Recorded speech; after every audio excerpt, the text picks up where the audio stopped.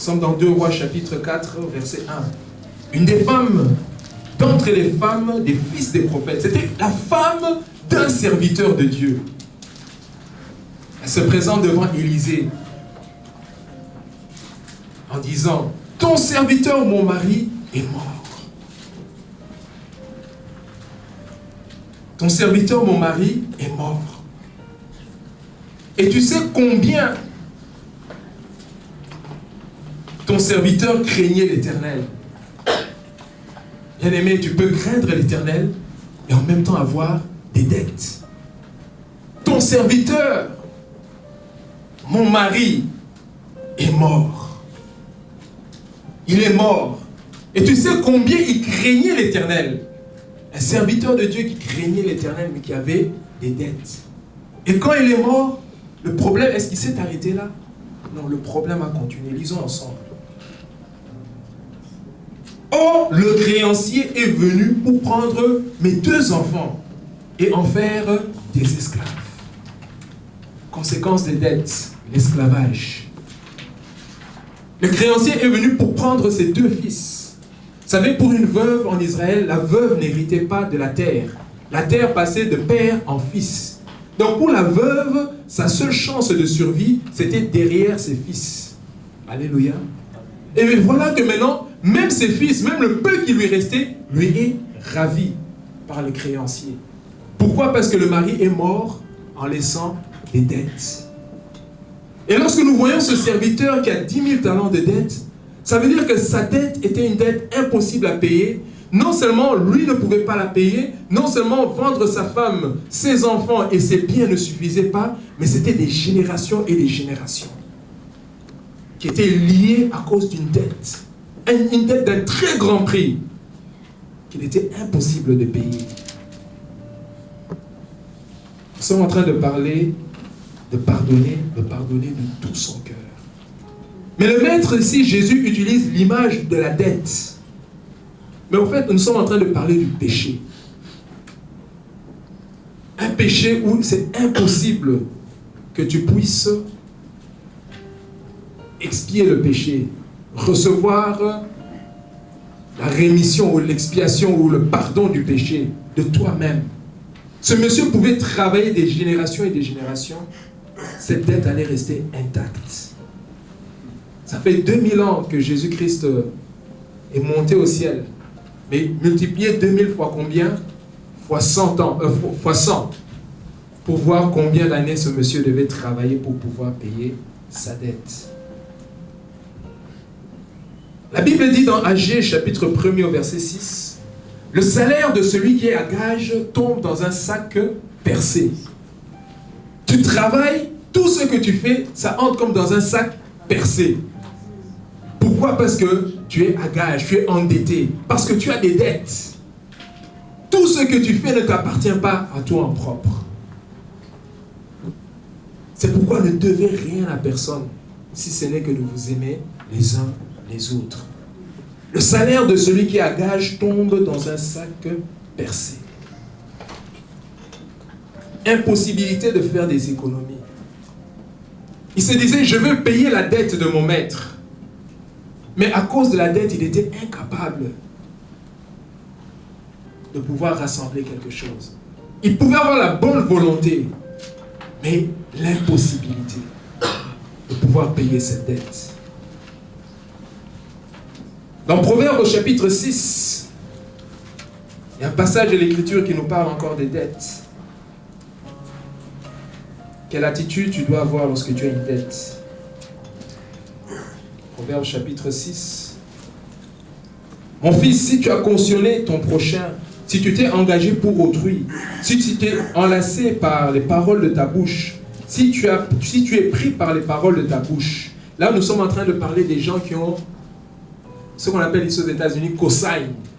Donc, quelqu'un devait prendre un crédit, mais n'avait pas assez de crédibilité. Toi, tu t'es porté garant. Donc, tu t'es lié. En fait, maintenant, c'est toi qui es débiteur. Hein? C'est comme ça qu'on dit. C'est toi qui dois maintenant cette dette. Pourquoi? Parce que tu t'es engagé pour autrui. Tu t'es enlacé par les propres paroles de ta bouche. Que dit la Bible au verset 3? Fais donc ceci, mon fils. Dégage-toi puisque tu es tombé sous le pouvoir de ton prochain. Va, prosterne-toi et fais des instances auprès de lui. Ne donne ni sommeil à tes yeux, ni assoupissement à tes paupières. Dégage-toi comme la gazelle de la main du chasseur, comme l'oiseau de la main de l'oiseleur. La dette, c'est comme un filet. Tu fais des mouvements, tu t'en lasses encore davantage. Mais bats-toi pour sortir de cette situation. Et ce serviteur s'est trouvé dans cette situation. Peut-être que la dette qu'il avait de 300 millions de dollars avait commencé avec 10 000 dollars. Mais il est allé faire ce qu'on appelle refinancing. Et en faisant le refinancing, il s'endette encore davantage. Il a essayé de faire les consolidations, mais là où il est allé, ce sont des gens qui l'ont roulé. La dette n'a fait qu'augmenter, les intérêts n'ont fait qu'augmenter. Et voilà qu'il est maintenant dans l'impossibilité de repayer sa dette. Et bien aimé, nous avons un Dieu qui est au ciel. Un Dieu miséricordieux. Qu'est-ce qu'il a fait? Il s'est jeté par terre. Il s'est prosterné devant le maître. Il a dit, aie pitié de moi, aie de la patience. La Bible nous dit, ému de compassion. Le maître de ce serviteur le laissa aller. Et la Bible dit, et lui remit la dette. Lui remit la dette. Remettre la dette veut dire, il a effacé la dette. Il n'y a plus de condamnation pour ceux qui sont en Jésus-Christ. La dette du péché a déjà été payée entièrement à la croix de Golgotha. Pourquoi? Parce que toi et moi, nous étions dans l'impossibilité de payer cette dette. Il a tout pardonné. Il a tout effacé. Il n'y a personne qui pouvait venir avec son taureau, avec son bouc, avec ses brebis pour ôter le péché. Il fallait que l'agneau de Dieu qui enlève les péchés du monde vienne sur terre. Jésus de Nazareth. C'est lui qui a porté la peine de notre péché. C'est lui qui est mort à la croix pour nos péchés. Parce qu'il était impossible que toi et moi, nous puissions obtenir le pardon de nos péchés par nos propres efforts. Tu as été pardonné de tous tes péchés. Bien aimé, la Bible dit que celui qui a le Fils a la vie éternelle. La Bible ne dit pas que tu auras la vie éternelle. Aujourd'hui, tu as la vie éternelle. Aujourd'hui, tu es fils du Dieu très haut. Aujourd'hui, tu es fils de Dieu. Tu as reçu aujourd'hui la nature divine. Tu es fait à l'image de Dieu. Lorsque Dieu te voit, il voit son Fils Jésus-Christ. Il voit le sang de l'agneau, il ne voit plus tes péchés. Une chose que Dieu peut faire, plutôt une chose que Dieu ne peut pas faire, c'est de se rappeler des péchés pardonnés. Cachés, couverts par le sang de Jésus. Ôtés plutôt par le sang de Jésus-Christ. Toi et moi, nous étions condamnés. Nous étions des condamnés à mort. Nous étions destinés à la perdition éternelle, au châtiment éternel. Toi et moi, nous étions destinés à l'enfer. Mais à la croix, il y a quelqu'un qui a crié, « Père, ne leur impute pas leurs péchés. Pardonne ceux qui font, ils ne savent pas ce qu'ils font. » Tu as été pardonné, frère. Sœur, tu as été pardonné. Alléluia. Nous sommes ensemble. Amen. Tu as été pardonné. Il n'y a plus de condamnation pour ceux qui sont dans Jésus-Christ. C'est pourquoi ne croupis plus sur le poids de ton propre péché. Amen. Amen. Disons ensemble toujours dans le même chapitre, Matthieu 18, au verset 28. Ça, c'est le drame de cette parabole. Après qu'il fût sorti, ce serviteur raccompagna un de ses frères en Christ. Un de ses frères avec qui il prit dans la même église. Après être sorti de la présence du roi, ce serviteur rencontra un membre de sa famille, son frère biologique, sa sœur biologique, son oncle, sa tante. Il le rencontra juste au sortir de la présence du roi. Après être sorti de la présence du roi, après avoir été pardonné, après être sorti du lieu de culte, il est sorti et il a rencontré un de ses compagnons. Nous sommes au verset 28. Qui lui devait combien? 100 deniers. Qu'est-ce qu'un denier? Un denier, c'était l'équivalent d'un jour de travail seulement. Un denier.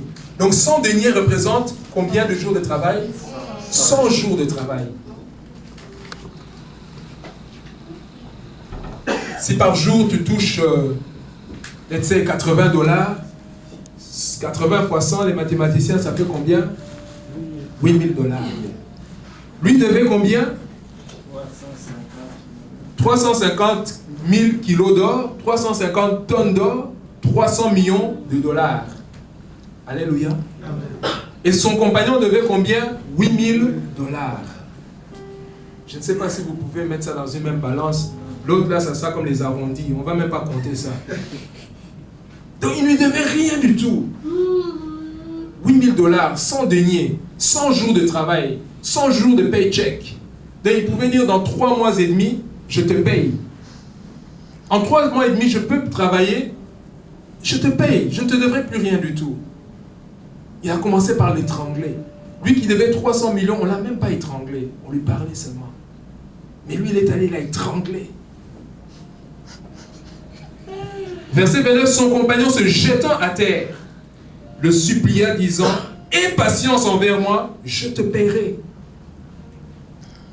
Lorsque nous lisons au verset 26, lorsqu'il était devant le maître, la Bible dit, se jetant à terre, se prosterna devant lui et dit, Seigneur, aie patience envers moi, je te paierai tout. Les mêmes paroles, mais 2 effets différents. Celui qui est sorti de la présence du maître, son frère en Christ lui devait 100 deniers et il était prêt à l'étrangler. Quand il étranglait, au fait, si on l'étrangle plus fort, c'est quoi la conséquence? C'est la mort qui s'ensuit. Il a tué avec des paroles méchantes, avec les colportages. Il a tué. Pourquoi? À cause de 100 deniers. Il a ruiné la réputation de son frère à cause de 100 deniers. Mais l'autre ne voulut pas. Et il alla le jeter en prison, jusqu'à ce qu'il eût payé tout ce qu'il lui devait. Ses compagnons, ayant vu ce qui était arrivé, furent profondément attristés. Et ils allèrent raconter à leur maître tout ce qui s'était passé. Alors le maître fit appeler ce serviteur et dit, mais c'est toi, non? Méchant serviteur, je t'avais remis en entier ta dette, tout. Parce que tu m'avais, quoi, supplié. Tu es venu demander pardon. Seigneur, pardonne-moi de mes péchés. Seigneur, pardonne-moi pour mes offenses. Pardonne-moi pour le mal que j'ai fait, Seigneur Jésus-Christ. À cause de ça, il t'a pardonné. Mais comme la prière de notre Père qui est au ciel, je saute, pardonne-nous nos offenses, comme nous pardonnons à ceux qui nous ont offensés. Seigneur, pardonne mes offenses dans la mesure où moi je pardonne ceux qui m'ont offensé. Donc si moi je ne pardonne pas ceux qui m'ont offensé, toi Seigneur ne me pardonne pas. C'est ce que tu es en train de dire quand tu pries. Je ne sais pas si quelqu'un comprend. Alléluia. Seigneur, pardonne-moi si moi je pardonne mon frère. Seigneur, pardonne les 300 millions de dollars que je te demande. Efface cela si moi j'arrive à effacer les 8 000 dollars que mon frère me doit. Pardonne, Seigneur. Matthieu chapitre 6, verset 14. Si nous pardonnons aux hommes leurs offenses, votre Père céleste vous pardonnera aussi. Mais si vous ne pardonnez pas aux hommes, votre Père ne vous pardonnera pas non plus. Nous parlons du pardon comme étant une puissance. Une puissance qui libère. Vous demandez, vous ne recevez pas. Pourquoi? Parce que vous demandez mal. Vous demandez mal. Pourquoi? Parce qu'il y a un manque d'unité. La Bible dit que si 2 s'accordent sur terre, c'est dans Matthieu 18, si 2 s'accordent sur terre,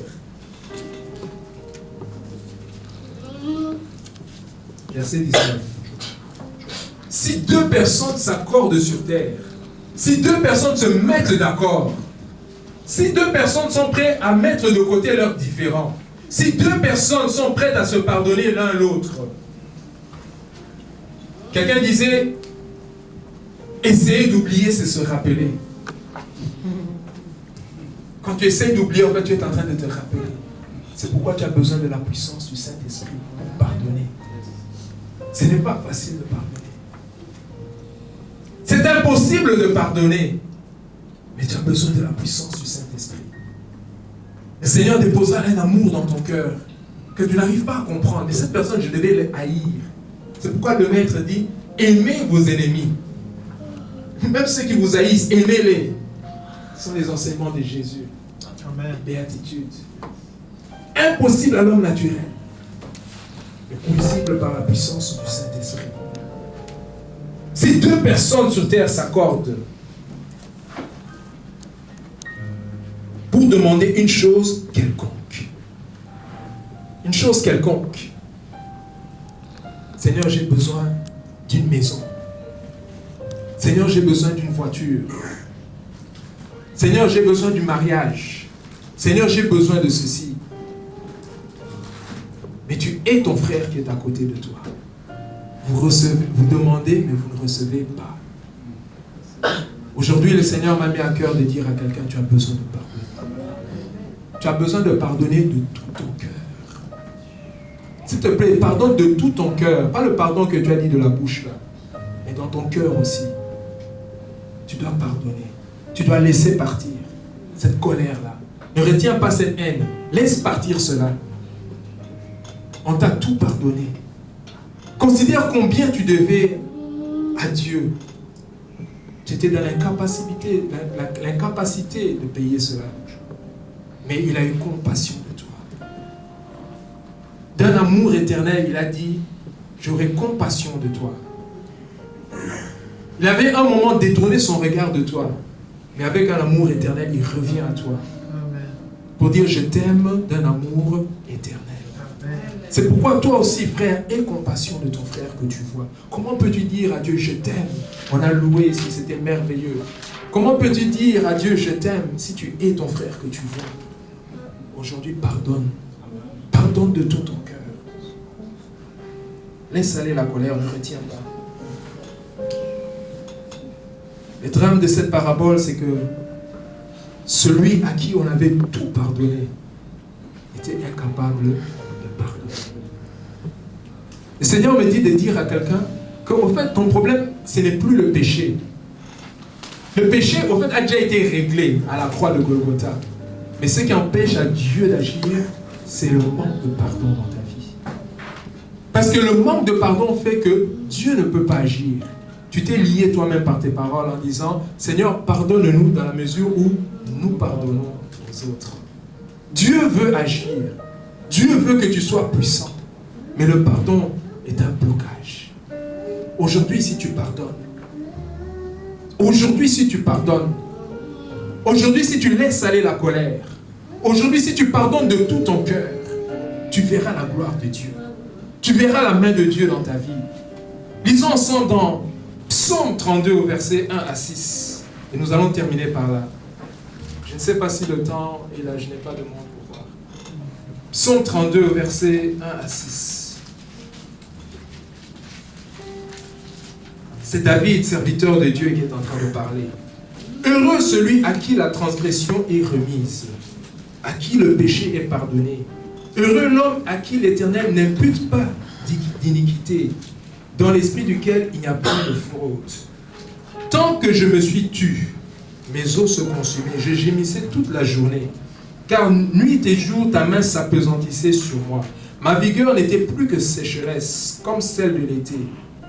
Je t'ai fait connaître mon péché, je n'ai pas caché mon iniquité. J'ai dit, j'avouerai mes transgressions à l'Éternel, et tu as effacé la peine de mon péché.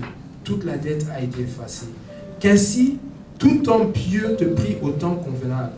Si de grandes eaux débordent, elles ne t'atteindront nullement.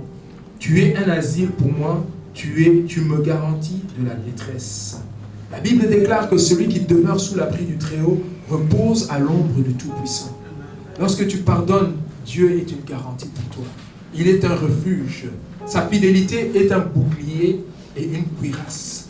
Dieu t'assure des meilleurs lendemains. Pourquoi? Parce que tu as pardonné. Pourquoi? Parce que Dieu peut maintenant écouter ta prière. Maintenant, Dieu peut te donner le pain quotidien que tu as demandé. Parce que c'est dans la mesure où tu pardonnes que Dieu te pardonnera. Nous allons incliner nos têtes. Et nous allons prier. Le Seigneur dit à quelqu'un, jusqu'à présent, vous ne m'avez rien demandé. Pourquoi? Parce qu'il y avait le manque de pardon. Je ne sais pas si tu te retrouves quelque part dans ce message. Mais ce que je vais te demander, c'est que tu puisses prier maintenant. Que cette semaine, ça soit comme un homework, un devoir. S'il y a quelqu'un à qui tu dois demander pardon, approche-toi de cette personne, demande pardon. S'il faut acheter des unités pour appeler quelqu'un au pays, appelle cette personne. Si c'est quelqu'un avec qui tu es ici en ce lieu, avant de sortir, demande pardon.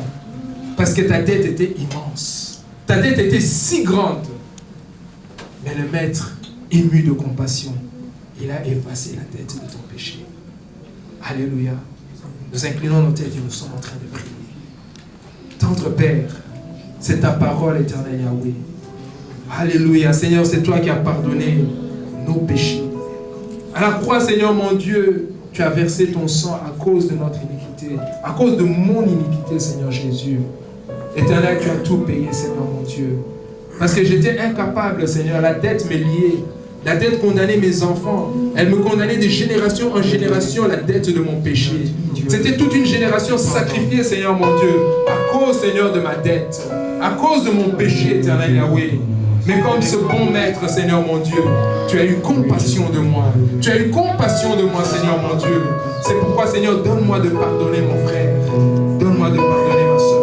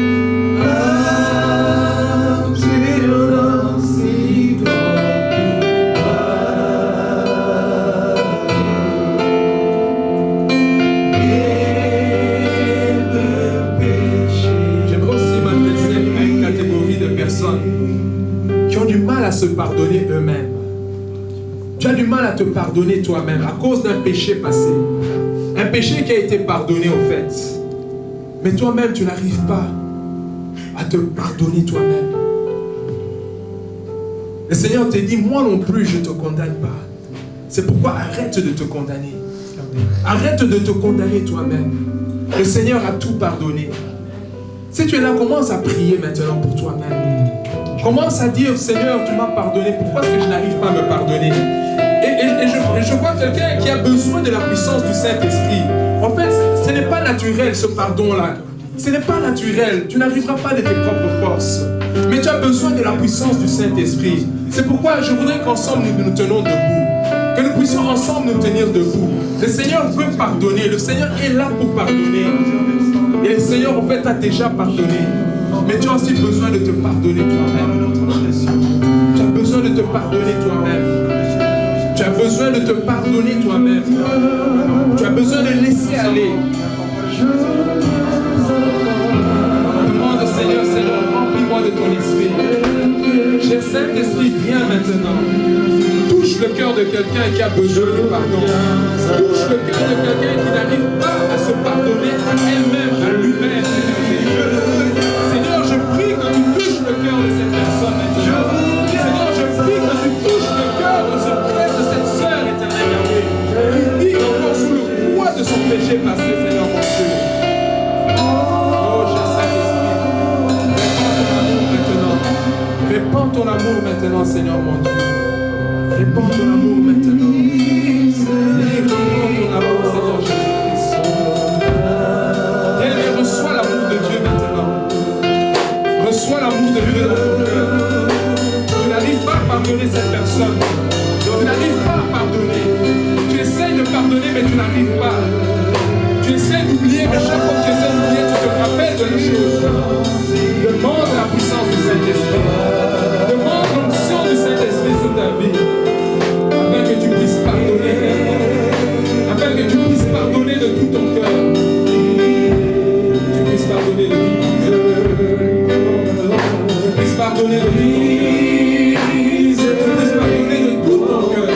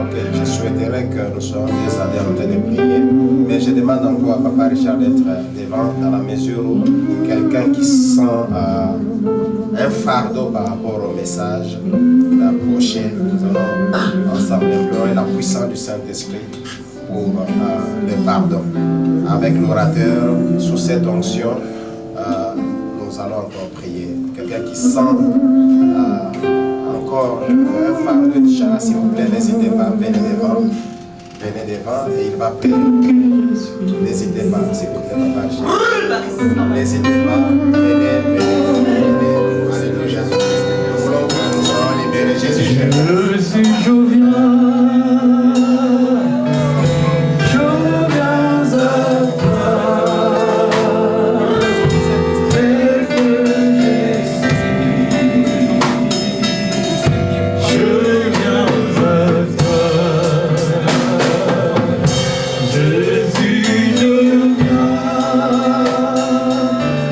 Je